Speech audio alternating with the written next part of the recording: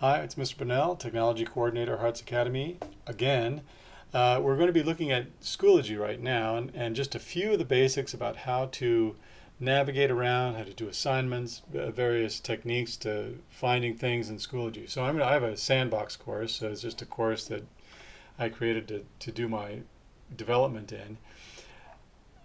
When you click on a course, the first thing you see is this materials page. The materials page, any folders, any activities that your teacher has set up for you in Schoology will appear here. And this is the best way to look.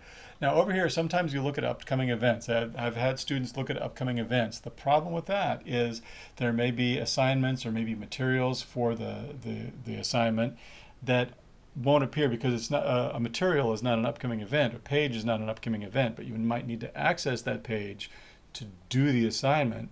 So you need to see all the things that go with the assignment. So here I've got some folders set up. The self-betterment project, got this Who's Lying to You final project I made for last year.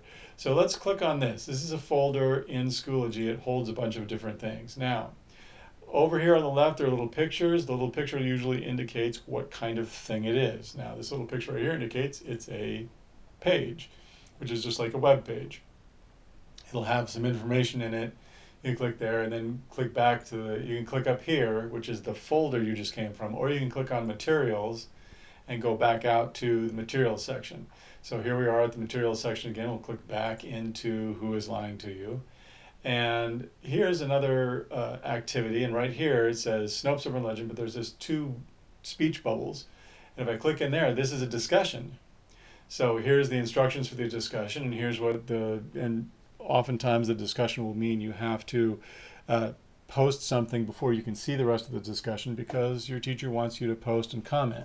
So right here I would write my comment, whatever it is. No one lies to me. And then I click post. And now my comment is posted. There it is. And people can reply to my post by clicking on reply. People can like my post, just kind of like online activities. And then part of the lesson might be going through and replying to other people's posts. So that's a discussion in Schoology, which is one of the activities. Down here we have some assignments. So here's a comparison activity. So I click on this. And you may have, now this one has a slideshow embedded in it, and one of the various resources, you will see a submit button over here in some assignments. Submit button is Schoology has its own text editor, and you click on submit, a text editing window opens. Well, actually, three little things, and you go to compose, and you get a text editing window, and you edit your text. You type your assignment in there. You should copy the text before you submit, because when you go to do the assignment, sometimes the Schoology will forget that you're logged on and mess up and lose your work. So in the Schoology editor, when you click on compose or submit assignment, and type your assignment and make sure you copy all the text and then submit, because if it messes up, then it's in the clipboard and you can just log back in and paste your work back into that window and then submit the assignment.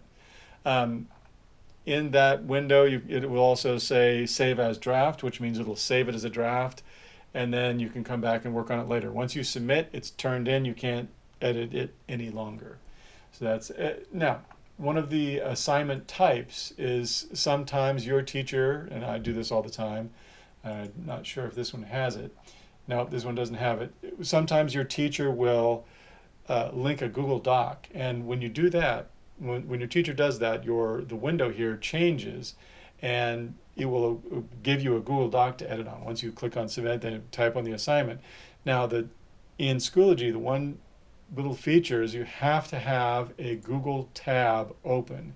So your Google account has to be signed in as well, so you can see the Google resource in Schoology. If you're not signed into both, you have to sign into both Google Drive or Google Docs or Gmail or whatever, some Google thing, and Schoology to be able to see assignments that have a Google Doc embedded in them. So just a little pointer, you have to be signed into both. So when you go to sign in, let's say it says you can't access that, all you have to do is open up a new tab, go to drive.google.com, make sure it's not any other part of the web address is there, and then just hit enter. And if you have to sign in, you sign in. If I'm signed in already, so it just took me right to my Google Drive. So you have to be signed into your Google Drive to see a Google assignment that's been attached to a Schoology assignment, a Google Doc that's been attached to a Schoology assignment. Over here we have updates, all of these other things. You can see your grades.